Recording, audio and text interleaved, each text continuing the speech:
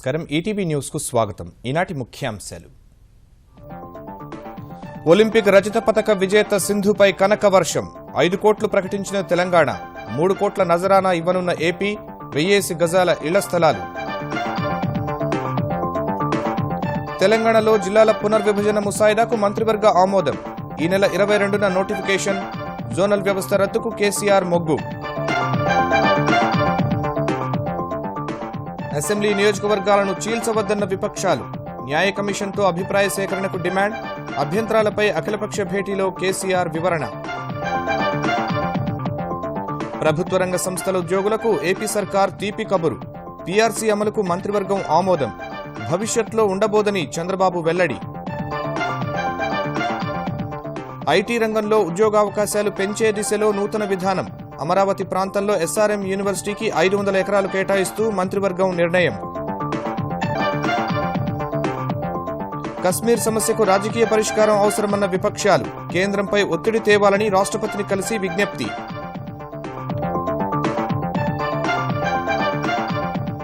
రఘురాం రాజన్ వారసుడిపై వీడిన ఉత్కంఠ ఆర్బీఐ గవర్నర్గా ఉర్జిత్ పటేల్ సెప్టెంబర్ 4న బాధ్యతల స్వీకరణ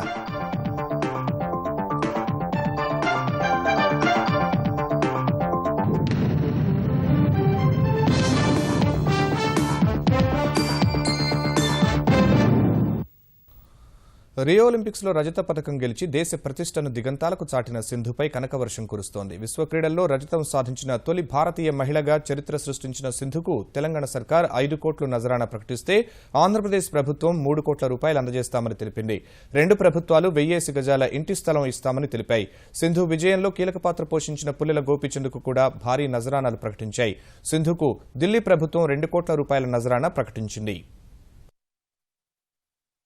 రియో ఒలింపిక్స్ లో రజతం సాధించిన బ్యాడ్మింటన్ సంచలనం తెలుగు తేజం పీవీ సింధు ఈ నెల 22న సొంతగడ్డపై అడుగుపెట్టనుంది సోమవారం ఉదయం శంషాబాద్ విమానాశ్రయానికి చేరుకోనున్న సింధుకు ఘన స్వాగతం పలికేందుకు తెలంగాణ సర్కారు భారీ ఏర్పాట్లు చేస్తోంది శంషాబాద్ విమానాశ్రయం నుంచి రాజేంద్రనగర్ ఆరాంఘర్ అత్తాపూర్ మెహదీపట్నం మాసబ్ ట్యాంకు మీదుగా యాత్ర సాగనుంది కొందరు మంత్రులు సింధుకు స్వాగతం పలకనున్నట్లు తెలుస్తోంది స్వాగతం తర్వాత సింధును ఘనంగా సన్మానించనున్న తెలంగాణ సర్కార్ ఆమెకు భారీ ప్రోత్సాహకాలు ప్రకటించింది సింధు కోచ్ పుల్లెల గోపీచంద్కు కూడా భారీ నజరానా అందిస్తామని ముఖ్యమంత్రి కేసీఆర్ ప్రకటించారు రెజ్లింగ్లో కాంస్యం సాధించిన సాక్షి మాలిక్కు ₹1 కోటి నజరానా అందిస్తామని తెలిపారు ఒక 5 కోట్ల నగదు అమ్మాయికి ఇవ్వాలని చెప్పి నిర్ణయించుకున్నాం అదేవిధంగా సౌకర్యవంతంగా ఉండే విధంగా ఒక 1000 గజాలు ఇంటి స్థలం కూడా ఇవ్వాలని చెప్పి డెసిషన్ తీసుకోవడం జరిగింది ఆ అమ్మాయి ఒకవేళ ఉద్యోగం చేస్తా అంటే ఆమెకు అర్హమైనటువంటి ఉద్యోగం ఇవ్వడానికి కూడా ప్రభుత్వం సిద్ధంగా ఉంది మంచి క్రీడాకారులను తయారు చేసేటువంటి సామర్థ్యం గోపీచంద్ గారికి ఉంది కాబట్టి అతనికి కూడా రాష్ట్ర ప్రభుత్వ పక్షానికి ₹1 కోటి ప్రోత్సాహం ఇవ్వాలని చెప్పి ప్రభుత్వం నిర్ణయం తీసుకున్నది సాక్షి మల్లిక్ అనే అమ్మాయి ఒక కాంస్య పథకాన్ని ఆ అమ్మాయి రెజ్లింగ్ లో సాధించడం జరిగింది మన రాష్ట్ర ప్రభుత్వం పక్షాన ఆ అమ్మాయి కూడా ₹1 కోటి ప్రోత్సాహం ఇవ్వాలని చెప్పి డెసిషన్ తీసుకున్నాం ఎందుకంటే ఈసారి అంతా మహిళలదే హవా ఉన్నది ఆంధ్రప్రదేశ్ ప్రభుత్వం కూడా సింధు గోపీచంద్లకు భారీ ప్రోత్సాహకాలు అందిస్తుందని ముఖ్యమంత్రి చంద్రబాబు ప్రకటించారు ఆ అమ్మాయికి ప్రోత్సాహంగా ₹3 కోట్ల నగదు అమరావతిలో ఒక 1000 గజాల ఇంటి స్థలం ఇవ్వాలని నిర్ణయం చేశాం ఆ అమ్మాయి ఏది సెలెక్ట్ చేసుకుంటే అది గ్రూప్ 1 ఆఫీసర్ గా కూడా ఆఫర్ ఇస్తున్నాం కోచింగ్ ఇచ్చినటువంటి పుల్లెల గోపీచంద్కు కూడా ఒక ₹50 లక్షల డబ్బులు ఇవ్వాలని చెప్పి కూడా నగదు ఇవ్వాలని చెప్పి నిర్ణయించాం ఆ రోజు నాకు గర్వకారణమైన నేను స్థాపించినటువంటి నేను ఫెసిలిటేట్ చేసినటువంటి స్టేడియంలో అమ్మాయి ట్రైనింగ్ తీసుకున్నది ఐఎమ్ వెరీ హ్యాపీ అంతకుముందు ఢిల్లీ ప్రభుత్వం సింధుకు ₹2 కోట్ల రెజ్లింగ్లో కాంస్యం గెలిచిన సాక్షి మాలిక్కు ₹1 కోటి నజరానా ప్రకటించింది భారత పెట్రోలియం లిమిటెడ్ సింధుకు 75 లక్షలు అందించనున్నట్లు వెల్లడించింది ప్రజాభీష్టానికి అనుగుణంగానే జిల్లాల పునర్వ్యవస్థీకరణ చేపడతామని ముఖ్యమంత్రి చంద్రశేఖరరావు స్పష్టం చేశారు అఖిలపక్ష భేటీ మంత్రివర్గ సమావేశంలో తీసుకున్న నిర్ణయాలను వెల్లడించిన ముఖ్యమంత్రి కేసీఆర్ ఈ నెల 22న ముసాయిదా నోటిఫికేషన్ విడుదల చేస్తామని ప్రకటించారు జిల్లాల కూర్పుపై అభ్యంతరాలను ప్రజలు 30 రోజుల్లో కలెక్టర్లు లేదా సీసీఎల్ఏకు చెప్పవచ్చని సూచించారు జోనల్ వ్యవస్థ రద్దు చేసి రాష్ట్ర జిల్లా క్యాడర్ మాత్రమే అమలు చేస్తామని ప్రకటించారు తెలంగాణలో ప్రజలకు పరిపాలన సౌలభ్యం కోసమే కొత్త జిల్లాలను ఏర్పాటు చేస్తున్నట్లు ముఖ్యమంత్రి కేసీఆర్ ప్రకటించారు. కొత్త జిల్లాలు, అసెంబ్లీ సమావేశాలు, ప్రాజెక్టులపై మహారాష్ట్రతో ఒప్పందం వంటి అంశాలను మంత్రివర్గ సమావేశం తర్వాత వివరించారు. జీఎస్టీ బిల్లు ఆమోదం కోసం వచ్చే నెల తొలివారంలోనే ప్రత్యేక అసెంబ్లీ సమావేశాలను ఏర్పాటు చేస్తామని, వర్షాకాల సమావేశాలను వాటితో పాటే నిర్వహిస్తామని వెల్లడించారు. కేంద్రం ప్రమేయం లేకుండానే గోదావరిపై ప్రాజెక్టుల విషయంలో 23న మహారాష్ట్రతో చేసుకుంటున్న తుది ఒప్పందం ఇతర రాష్ట్రాలకు ఆదర్శమని వివరించారు. ఈ అంశంలో కాంగ్రెస్ వైఖరిపై ఆయన మండిపడ్డారు. కొత్త జిల్లాలపై తుది నోటిఫికేషన్ లోపు మరోసారి అఖిలపక్ష భేటీ నిర్వహిస్తామని ముఖ్యమంత్రి కేసీఆర్ వివరించారు. ఈ అఖిలపక్ష సమావేశంలో జిల్లాల ఏర్పాటును అన్ని పార్టీలు కూడా స్వాగతించినాయి. కాబట్టి 22 నాడు డ్రాఫ్ట్ నోటిఫికేషన్ పబ్లిష్ అవుతుంది. దానికి ఫుల్ పేజ్ యాడ్ కూడా ఇస్తారు. ఇస్తే ఏమైందంటే ప్రజలకు తెలుస్తుంది మేము ఏ జిల్లాలకు పోయినాం, మేము ఏ మండలంలోకి పోయినాం, మేము ఏ రెవెన్యూ డివిజన్లో ఉన్నాం అనే వివరాలు ప్రజలకు దొరుకుతాయి. అప్పుడు ప్రజల భావన మాకు బాగా ప్రభుత్వానికి వచ్చేటువంటి ఆస్కారం ఉంటుంది. ఇందులో ఏ ప్రాంతం వాళ్ళకైనా ఏదైనా ఇన్కన్వీనియన్స్ ఉంటే అది తెలియజేయచ్చు. జిల్లా కలెక్టర్లకు తెలియజేయవచ్చు వాళ్ళ జిల్లాలలో ఇప్పుడున్న కలెక్టరేట్లో. లేదు నేరుగా తెలియజేయాలనుకుంటే సీసీఎల్ఏ కార్యాలయంలో తెలియజేయచ్చు. ప్రజలు కోరుకునే దిశగానే అంతిమ నిర్ణయం ఉంటుంది తప్ప ప్రజలకు వ్యతిరేకంగా ఉండదు. కొంతమంది జిల్లాలు కావాలని కోరుతున్నారు అక్కడక్కడ, దానికి వయబిలిటీ వస్తలేదు. వాళ్ళు దయచేసి అపార్థం చేసుకోవద్దు. గతంలో మండలాలు తెచ్చినప్పుడు అవలంబించిన విధానాన్నే కొత్త జిల్లాల విషయంలో అనుసరిస్తామని ముఖ్యమంత్రి వివరించారు. కొత్త కోర్టులు ఏర్పాటయ్యే వరకు, కొత్త సెషన్ కోర్టులు, డిస్ట్రిక్ట్ కోర్టులు ఏర్పాటయ్యే వరకు ఇప్పుడున్న సెషన్ కోర్టులోనే న్యాయ వ్యవస్థ కార్యకలాపాలు జరుగుతాయి. సో దానికి సంబంధించిన చిక్కుల్ని దాన్ని హైకోర్టు సీజే గారితో కూడా మేము మాట్లాడబోతా ఉన్నాం. దాదాపు ఒక సంవత్సరన్నర కాలంలో అది సెటిల్ అయిపోతుంది. అదేవిధంగా జిల్లా పరిషత్తులు కానీ, కోఆపరేటివ్లు కానీ, డీసీఎంఎస్లు కానీ వాళ్ళ పదవీ కాలం ముగిసే వరకు వాటిని టచ్ చేయరు. గతంలో మండలాలు తెచ్చినప్పుడు అవలంబించిన విధానాన్ని ఇప్పుడు ఈ ప్రభుత్వం కూడా అవలంబిస్తుంది. First revenue districts will come into existence. అది ఆ విధంగా జరుగుతుంది. జోనల్ వ్యవస్థ రద్దు చేస్తామన్న ముఖ్యమంత్రి ఉద్యోగుల హక్కులను కాపాడుతామని తేల్చి చెప్పారు. ఏ రాష్ట్రానికి ఏది అనుకూలం అట్లా చేసుకుంటారు. మొన్న ఆంధ్ర వాళ్ళు చేసుకున్నారు. లోకల్ క్యాడర్ విషయంలో ఎట్లా అవలంబించాలని ఒక మార్పు చేసుకున్నారు. కేంద్రానికి పంపించారు, కేంద్రం పర్మిట్ కూడా చేసింది. మేము కూడా మాకు ఈ జోనల్ వ్యవస్థ అవసరం లేదని చెప్పి పంపించబోతాం. కారణం ఏంటంటే డిస్ట్రిక్ట్ క్యాడర్, స్టేట్ క్యాడర్ రెండు ఉంటే సరిపోతాయి అనేది ఇక్కడ మన ఉద్యోగ వర్గాలు అగ్రిమెంట్ చేసుకున్నాయి గవర్నమెంట్తో. వాళ్ళు కోరింది ఏంది, జోనల్ వ్యవస్థలో ఉన్నటువంటి ఉద్యోగాలు మా సీనియారిటీ మాకు కాపాడాలి, స్టేటస్గా ఉండాలని చెప్తున్నారు. దానికి ప్రభుత్వం అంగీకరించింది. నయీం బాధితులకు 100% న్యాయం చేస్తామని, శాంతి భద్రతల అమల్లో కఠినంగా వ్యవహరిస్తామని కేసీఆర్ స్పష్టం చేశారు. అంతకుముందు తెలంగాణ సర్కార్ ఏర్పాటు చేసిన అఖిలపక్ష సమావేశంలో కొత్త జిల్లాల ఏర్పాటుపై అన్ని విపక్షాలు పలు అభ్యంతరాలను ప్రభుత్వానికి నివేదించారు. కొత్త జిల్లాల ఏర్పాటు స్వాగతిస్తున్నట్టు చెప్పిన ప్రతిపక్షాలు ఈ ప్రక్రియ మాత్రం అత్యంత శాస్త్రీయంగా జరగాలని కోరాయి. తెరాస, Congress, Bharatiya Janata Party, Telugu Desam, MIM, CPI, CPM నుంచి ఇద్దరేసి ప్రతినిధులు పాల్గొన్న ఈ భేటీలో చట్ట ప్రకారమే కొత్త జిల్లాలు ఏర్పాటు చేస్తున్నామని ముఖ్యమంత్రి తెలిపారు. పరిపాలన సౌలభ్యం కోసం కొత్త జిల్లాలను స్వాగతిస్తామన్న విపక్షాలు కొన్ని అంశాలపై స్పష్టత లోపించిందని ముఖ్యమంత్రి దృష్టికి తెచ్చాయి. వరంగల్ జిల్లా నుంచి హనుమకొండను వేరు చేయడాన్ని వ్యతిరేకించిన విపక్షాలు వరంగల్ను 4 జిల్లాలు చేయడంలో అర్థం లేదని తెలిపాయి. శంషాబాద్లో షాద్నగర్ను, యాదాద్రిలో జనగాంను చేర్చడంపై ప్రజల్లో తీవ్ర వ్యతిరేకత ఉందని ముఖ్యమంత్రికి వివరించినట్టు భేటీ తర్వాత తెలిపాయి.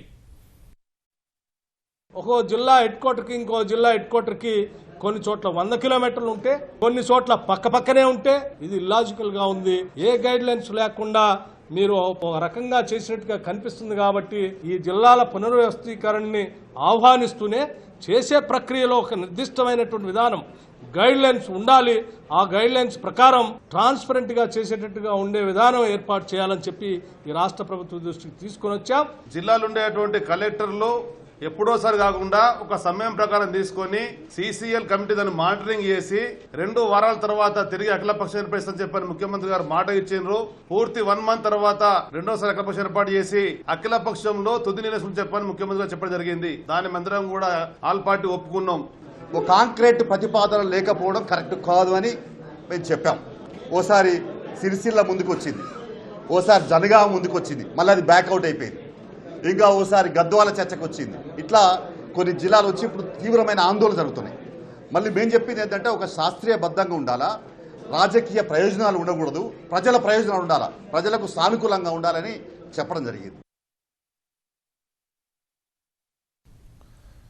తెలంగాణలో కొత్త జిల్లాల ఏర్పాటుపై ప్రభుత్వం అఖిలపక్ష భేటీ నిర్వహించిన వేళ ఈ ప్రక్రియలో అన్యాయం జరుగుతోందంటూ పలుచోట్ల ఆందోళనలు చెలరేగాయి. వరంగల్ జిల్లా జనగాం, పరకాల, కరీంనగర్ జిల్లా సిరిసిల్ల, మెట్పల్లి, హుస్నాబాద్, మహబూబ్నగర్ జిల్లా గద్వాలలో పార్టీలు, ప్రజా సంఘాలు రోడ్డెక్కాయి. జనగామను జిల్లాగా చేయాలంటూ సాధన సమితి ఇచ్చిన బంద్ పిలుపుతో విద్య, వ్యాపార, వాణిజ్య సంస్థలు మూతపడ్డాయి. ములుగు జిల్లా ఏర్పాటు చేయాలంటూ జిల్లా సాధన సమితి ప్రధాన కార్యదర్శి శ్రీనివాస్ ఆమరణ దీక్ష చేపట్టారు. వరంగల్ జిల్లా పరకాలను రెవెన్యూ డివిజన్ చేయాలంటూ ప్రజలు ఆందోళన బాటపట్టారు.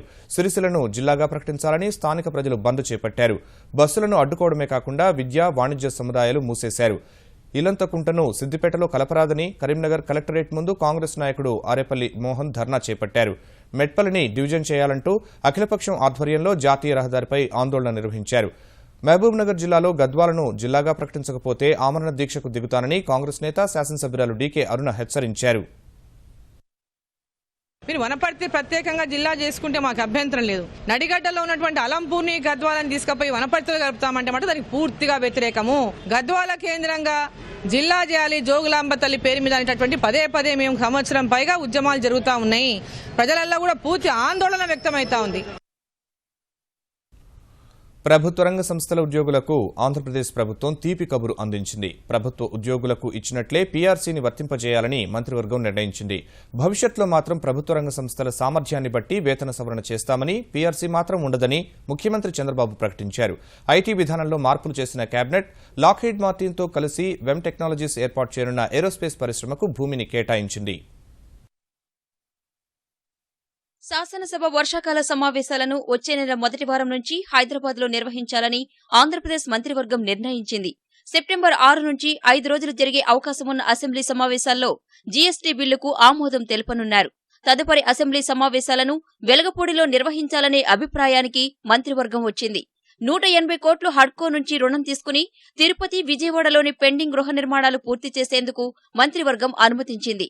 ప్రభుత్వ ఉద్యోగుల డీఏ పెంపునకు ఆమోదముద్ర వేసింది. ఉద్యోగస్తులందరికీ మళ్ళా పెన్షన్స్ అందరికీ కరువు భత్యం 3.144% వస్తుంది. జూలై వరకు అరియర్స్ అన్ని జీపీఎఫ్ లో పెడుతున్నాం. ఆగస్టుకి ఇచ్చేది సెప్టెంబర్ నుంచి ఇస్తాం. ఈ ఇయర్ మాత్రం పీఆర్సీలో ఏవైతే ఇచ్చామో అన్ని పబ్లిక్ సెక్టర్ లో అది వర్తింపజేస్తాం. భవిష్యత్తులో పీఆర్సీకి పబ్లిక్ సెక్టర్ కి సంబంధం లేదు. పబ్లిక్ సెక్టర్ కి అంతా సెపరేట్ రూల్స్ ఉంటాయి. ఆ స్తోమతను బట్టి ఇంకా ఎక్కువ మార్కెట్ ప్రైస్ ఇవ్వడానికి కూడా ప్రభుత్వం సిద్దంగా ఉన్నాం. వాళ్లు కూడా ఎక్కడికక్కడ సమర్థత పెంచుకోవాలి, ఒక పద్ధతి ప్రకారం చేయాలి. అనుకున్న లక్ష్యాల్ని వాళ్లు సాధించే దిశగా ముందుకు పోవాల్సిన అవసరం ఉంది. ఎస్ఆర్ఎం విశ్వవిద్యాలయానికి అమరావతి ప్రాంతంలో ఎకరా 50 లక్షల చొప్పున 200 ఎకరాలు కేటాయించింది. 2135 కోట్ల పెట్టుబడులతో వెమ్ టెక్నాలజీస్ పెట్టే రక్షణ రంగ పరిశ్రమకు భూములు కేటాయించింది. వెస్ట్ గోదావరి జిల్లా పెదపాడు మండలం వట్లూరు గ్రామం, అదే మరి పెదవేగి మండలం భోగాపురంలో 2 గ్రామాల్లో ఉండే 350 ఎకరాలు వెమ్ టెక్నాలజీస్ ప్రైవేట్ లిమిటెడ్కి ఇవ్వాలని. ఇది ఏరోస్పేస్ సంబంధించిన ఇండస్ట్రీ. 2135 కోట్ల రూపాయలు పెట్టుబడి పెడతారు. 2510 మందికి డైరెక్ట్ ఎంప్లాయ్మెంట్, 4000 మందికి ఇండైరెక్ట్ ఎంప్లాయ్మెంట్ వస్తుంది. అంటే light combat aircraft vehicles తయారీ కోసం అమెరికాలో నెంబర్ 1 డిఫెన్స్ మ్యానుఫ్యాక్చరింగ్ కంపెనీగా ఉన్నటువంటి లాక్హీడ్ మార్టిన్ తో ఒక ఎంఓయూ చేసుకున్నారు. ఇద్దరు కలిసి పెడతారు. మరికొంతమందికి ఐటీ ఉద్యోగాలు కల్పించే లక్ష్యంతో ఏపీ ఐటీ పాలసీకి సవరణ చేయాలని ఆంధ్రప్రదేశ్ మంత్రివర్గం నిర్ణయించింది. మెగా ప్రాజెక్ట్స్ అయితే ల్యాండ్ కూడా మనం అలాట్ చేసినప్పుడు ఒక వ్యక్తికి గాని ఉద్యోగం ఇవ్వగలిగితే ఎంప్లాయ్మెంట్ క్రియేట్ చేస్తే 50,000 రూపాయలు సబ్సిడీ ఇస్తాం. వితౌట్ ల్యాండ్ అయితే 1,00,000 రూపాయలు ఒక్కొక్క ఉద్యోగికి సబ్సిడీ ఇస్తాం. ఎంఎస్ఎంఈ, ఎస్సీ, ఎస్టీ, ఉమెన్ కంపెనీలకైతే ఒక్కొక్క ఉద్యోగానికి 1,50,000 ఇస్తాం. ఇవన్నీ ఐటీ కంపెనీస్ అన్నిటికీ వర్తిస్తుంది. విడుదల చేసిన నిధులపై కేంద్రం స్పష్టత ఇస్తే అందుకు అనుగుణంగానే తమ భవిష్యత్తు కార్యాచరణ ఉంటుందని ముఖ్యమంత్రి వెల్లడించారు. నిన్న ఇచ్చింది ఇది మామూలుగా రావాల్సిన డబ్బుల్లో కూడా ఇయర్లీ ఇచ్చే 50 కోట్ల రూపాయలు బ్యాక్వర్డ్ ఏరియాకి ఇచ్చారు. 450 కోట్ల ఆ ప్రాంతంలో రాజధానికి ఇచ్చారు. మిగిలింది ఇచ్చింది డెఫిసిట్ ఫైనాన్స్ లోటు బడ్జెట్ ఇచ్చింది. ఇంకా చాలా ఇవ్వాలి. వాళ్ళు ఒక ఇన్స్టాల్మెంట్ కింద ఇచ్చారా, ఏమి ఇచ్చారా వాళ్లే చెప్పాలి. ప్రత్యేక హోదా ఇస్తున్నారా, ఇవ్వకపోతే కారణం ఏంటి, మీరేం చేయబోతున్నారు ఈ రాష్ట్రానికి? That is what I'm demanding. Command and control room అంటే ఏమిటో అందరికీ అవగాహన కల్పిస్తామని చంద్రబాబు వెల్లడించారు. ఆంధ్రప్రదేశ్ ప్రత్యేక హోదా అంశం చాలా సున్నితమైందని జనసేన అధ్యక్షుడు పవన్ కళ్యాణ్ వ్యాఖ్యానించారు. హైదరాబాద్లో కర్ణాటక మాజీ సీఎం కుమారస్వామితో భేటీ తర్వాత పవన్ ఈ వ్యాఖ్యలు చేశారు. తన కుమారుడు నిఖిల్ నటించిన జాగ్వార్ చిత్రం ఆడియో విడుదల కార్యక్రమానికి పవన్ను కుమారస్వామి ఆహ్వానించారు. ఈ భేటీలో కర్ణాటక, ఆంధ్రప్రదేశ్ మధ్య నీటి వివాదాలు, తెలుగు రాష్ట్రాల్లో రైతులు, పేదల సమస్యలు చర్చకు వచ్చినట్లు స్వామి తెలిపారు. ప్రత్యేక హోదాపై ఆంధ్రప్రదేశ్ ప్రభుత్వం, పార్టీలు ఏం చేస్తాయో చూసి అప్పుడు తన వంతు ఏం చేయాలో నిర్ణయించుకుంటానని పవన్ తెలిపారు. ఎలక్ట్ అయిన పార్లమెంట్ మెంబర్స్ ఉన్నారు, ఎమ్మెల్యేస్ ఉన్నారు, వాళ్ళు ఎంతవరకు తీసుకెళ్తారో చూస్తాను. ఇది చాలా కాషియస్గా జాగ్రత్తగా మాట్లాడాల్సిన విషయాలు, ఏదో ఆవేశంతో కొంచెం అనాలోచితంగా మాట్లాడేవి కాదు. ముందుకు వస్తే దానికి ఎంతో కొంత ఒక పరిష్కారం సూచించేలా ఉండాలి. గొడవ పెట్టుకోవడం అనేది నాకు బేసిక్ ఇష్టం ఉండదు. రాష్ట్ర ప్రభుత్వం ఉంది, వాళ్ళ పార్లమెంట్ మెంబర్స్ ఉన్నారు, ప్రతిపక్ష వైఎస్ఆర్సీపీ ఉంది, వాళ్ళందరూ ఏం చేస్తారో చూద్దాం. ఆలోచన అయితే ఉంది, కానీ దాన్ని ఎలా ముందు తీసుకెళ్లాలో చూస్తున్నాను. ఇంతమంది ఎంపీలను, ఇంతమంది ఎమ్మెల్యేలు చేయలేంది ఒక వ్యక్తి మోదీ గారితో నాకున్న దీనికి అలా సాధ్యపడితే నేను అనుకోను. అలాంటప్పుడు రాజ్యాంగాలు దీనికి, పార్లమెంట్ మెంబర్స్ దీనికి. గత ఏడాది అమెరికా అధ్యక్షుడు బరాక్ ఒబామా భారత పర్యటన సందర్భంగా ప్రధాని నరేంద్ర మోదీ ధరించిన suit Guinness Book of World రికార్డ్స్లో చోటు దక్కించుకుంది. ఈ సూట్ను 2015 ఫిబ్రవరి 20న వేలం వేయగా సూరత్కు చెందిన వజ్రాల వ్యాపారి లాల్జీ భాయ్ తులసీబాయ్ పటేల్ 4,31,131,131 రూపాయలకు దక్కించుకున్నారు. ఈ సూట్ సహా మోదీకి వచ్చిన 400 బహుమతులను వేలం వేయడం ద్వారా వచ్చిన నిధులను గంగానది ప్రక్షాళన కోసం ఉపయోగిస్తున్నారు. ప్రపంచంలోనే వేలంలో అత్యధిక ధర పలికిన మోదీ సూట్ ఇప్పుడు గిన్నిస్ బుక్లో చోటు దక్కించుకుంది. ఈ ఘనత సాధించడంపై తులసీబాయ్ పటేల్ హర్షాతిరేకాలు వ్యక్తం చేశారు.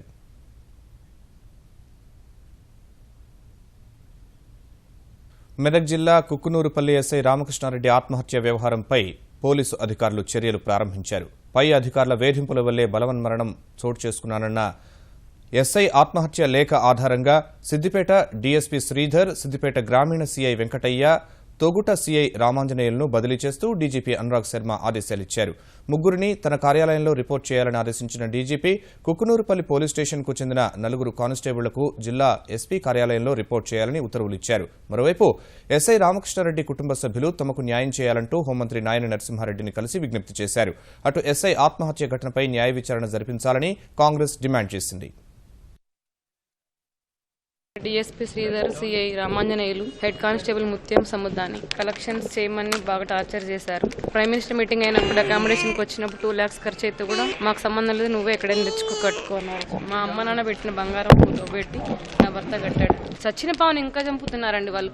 చంపిన మనిషిని ఎలాగో చంపారు. ఆ తర్వాత కూడా హెడ్ కానిస్టేబుల్ వాళ్ళు ఆయన ఇల్లీగల్ కాంటాక్ట్లు పెట్టుకున్నాడు అని రాంగ్ ఇన్ఫర్మేషన్లు ఇచ్చి ఇంకా బాధ పెడుతున్నారు. వాళ్ళని కఠినంగా శిక్షించాలని ఇక్కడికి వచ్చి వేడుకున్నాం. ఈ విచారణలో వాస్తవాలు వెలుక్కి రావాలనంటే న్యాయ విచారణ మాత్రమే ఏకైక మార్గం అని చెప్పంటున్నారు. ఎందుకంటే ఇక్కడ మృతుడు ఒక పోలీస్ సబ్ ఇన్స్పెక్టర్, ఆరోపణలు ఎదుర్కొంటుంది పోలీస్ శాఖ ఉన్నతాధికారులు. దానికి కారణం మామూల పర్వం. అంటే వాళ్ళ ఈ మామూల పర్వాన్ని దాచిపెట్టడానికి కొరకు ఏదైతుందో డెఫినెట్లీ వాళ్ళ కేసును నీరుగారుస్తారు.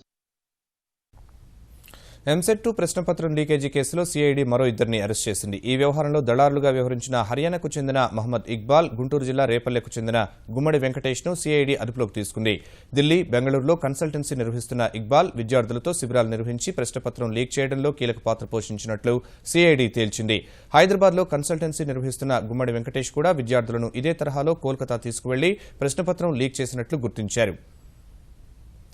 చిరుధాన్యాలు, పప్పు ధాన్యాల సాగులో రాయలసీమకు ప్రత్యేక కార్యాచరణ ప్రణాళిక రూపొందించాలని ముఖ్యమంత్రి చంద్రబాబు అధికారులను ఆదేశించారు. ఆగస్టు 25 నుంచి సెప్టెంబర్ 30 వరకు వర్షపాతం బాగుంటుందని నివేదికలు చెబుతున్నందున రెయిన్ గన్ సాంకేతిక పరిజ్ఞానం ద్వారా అప్పటి వరకు పంటలను కాపాడాలని దిశానిర్దేశం చేశారు. వ్యవసాయం, అనుబంధ రంగాలపై 6,200 మంది అధికారులతో టెలికాన్ఫరెన్స్ నిర్వహించిన చంద్రబాబు ప్రధానమంత్రి పంటల బీమా పథకం వినియోగంలో రాష్ట్ర రైతులు ముందుండే విధంగా చర్యలు తీసుకోవాలని సూచించారు. ఇప్పటివరకు 22.79 లక్షల మంది పంట బీమా చేశారని, ఆగస్టు 21 వరకు వరి పంటకు బీమా సదుపాయం ఉన్నందున రైతులందరినీ ఈ దిశలో ప్రోత్సహించాలన్నారు. రెయిన్ గన్స్ మరో 3,000 రావాల్సి ఉందని, వాటిని వెంటనే తెప్పించాలన్న ముఖ్యమంత్రి వాటిని నడిపేందుకు ట్యాంకర్లకు, డీజిల్కు అయ్యే ఖర్చులో కొంత రైతు, కొంత బీమా కంపెనీలు పెట్టుకుంటే మిగిలిన మొత్తం ప్రభుత్వం భరిస్తుందని వివరించారు. ఖరీఫ్ సీజన్ త్వరలో ప్రారంభం కానున్నందున పెండింగ్లో ఉన్న గోదాముల నిర్మాణాన్ని సెప్టెంబర్ 15 లోపు పూర్తి చేయాలని తెలంగాణ మార్కెటింగ్ శాఖ మంత్రి హరీష్ రావు అధికారులను ఆదేశించారు. మార్కెటింగ్ శాఖ పనితీరుపై ఉన్నతస్థాయి సమీక్ష నిర్వహించిన హరీష్ గోదాముల్లో వ్యవసాయోత్పత్తులు నిల్వ చేయాలంటే తప్పనిసరిగా మార్కెటింగ్ శాఖ నుంచి నిరభ్యంతర ధృవీకరణ పత్రం తీసుకునే విధంగా చూడాలని ఆదేశించారు. ప్రభుత్వ గోదాములు నిండిన తర్వాతే ప్రైవేటు గోదాములకు వ్యవసాయోత్పత్తులు తరలించాలని మంత్రి సూచించారు. ఆంధ్రప్రదేశ్లో 9వ రోజు కృష్ణ పుష్కరాలు ఘనంగా సాగాయి. పుష్కర ఘట్టం తుది అంకానికి చేరుతూ ఉండడం, వారాంతం కావడంతో భారీ సంఖ్యలో భక్తులు పుష్కర స్నానాలు ఆచరించారు. విజయవాడలోని పద్మావతి, కృష్ణవేణి, దుర్గాఘాట్లు భక్తులతో సందడిగా మారాయి. విజయవాడ కనకదుర్గ అమ్మవారిని భారీ సంఖ్యలో భక్తులు దర్శించుకున్నారు. గుంటూరు జిల్లా అమరావతి, పెనుమూడి, సీతానగరం, కర్నూలు జిల్లా శ్రీశైలం, సంగమేశ్వరం ఘాట్లలో భక్తులు భారీ సంఖ్యలో పుష్కర స్నానంతో పునీతులయ్యారు. ఆంధ్రప్రదేశ్ మంత్రులు అచ్చెన్నాయుడు, కొల్లు రవీంద్ర, విజయవాడ ఎంపీ కేశినేని నాని, హైకోర్టు న్యాయమూర్తి జస్టిస్ దుర్గాప్రసాద్, సినీ నటుడు సంపూర్ణేష్ బాబు పుష్కర స్నానం ఆచరించారు. పుష్కరాలకు మరో 3 రోజులు మాత్రమే మిగిలి ఉండడంతో ఆదివారం పుష్కర భక్తుల సంఖ్య పెరిగే అవకాశం ఉందని అంచనా వేస్తున్న అధికారులు ఆ దిశగా ఏర్పాట్లు చేస్తున్నారు. తెలంగాణలోని కృష్ణా తీరంలో పుష్కర స్నానాలు ఆచరించే వారితో సందడి నెలకొంది. మహబూబ్నగర్ జిల్లాలోని రంగాపూర్, బీచ్పల్లి, సోమశిల ఘాట్లకు పెద్ద ఎత్తున భక్తులు తరలివచ్చారు. ఆలంపూర్, గొన్నిమళ్ల ఘాట్లో గవర్నర్ నరసింహన్ దంపతులు పుష్కర స్నానం ఆచరించి శ్రీ బాలబ్రహ్మేశ్వర, జోగులాంబ ఆలయాలను దర్శించుకుని ప్రత్యేక పూజలు చేశారు. రంగాపూర్ పుష్కర ఘాట్ వద్ద జిల్లా ఆర్యవైశ్య మహిళా సంఘం నిర్వహించిన బతుకమ్మ వేడుకలో కేంద్ర మంత్రి బండారు దత్తాత్రేయ పాల్గొన్నారు. బీచ్పల్లి పుష్కర ఘాట్లో ప్రభుత్వ సలహాదారు విద్యాసాగర్ రావు కుటుంబ సమేతంగా పుష్కర స్నానం ఆచరించారు. వారాంతమైనందున నల్గొండ జిల్లాలోని నాగార్జునసాగర్, వాడపల్లి, మట్టపల్లి ఘాట్లకు ప్రజలు పెద్ద సంఖ్యలో తరలివచ్చారు. నాగార్జునసాగర్లోని శివాలయం, ఆంజనేయ ఘాట్లలో పిండ ప్రదానాలు, పితృతర్పణ కార్యక్రమాలు జోరుగా సాగాయి.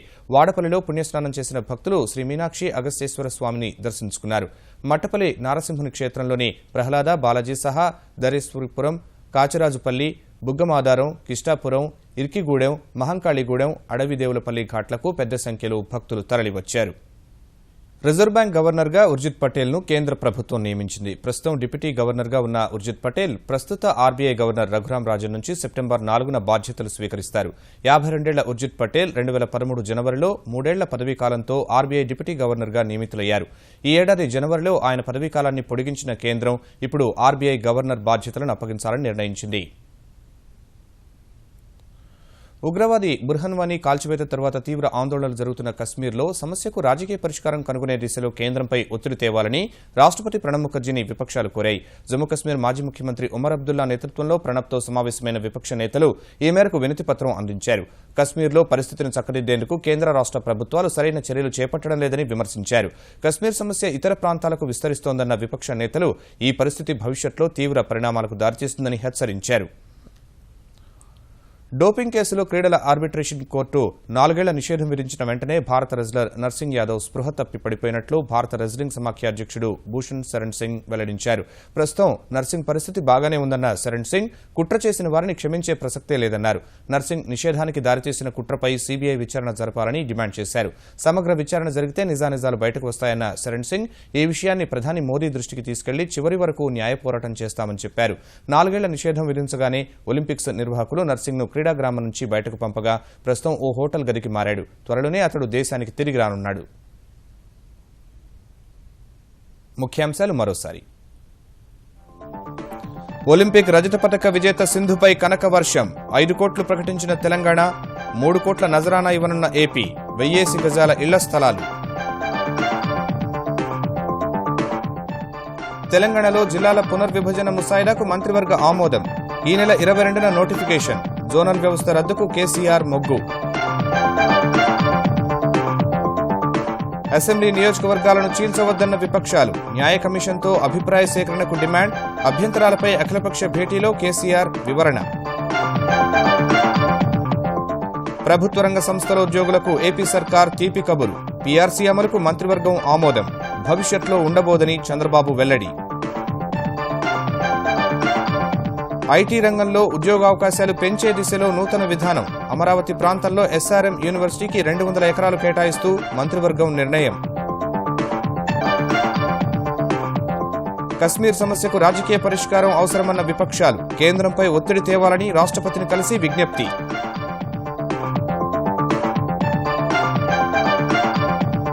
రఘురాం రాజన్ వారసుడిపై వీడిన ఉత్కంఠ. ఆర్బీఐ గవర్నర్గా ఉర్జిత్ పటేల్ సెప్టెంబర్ 4న బాధ్యతల స్వీకరణ.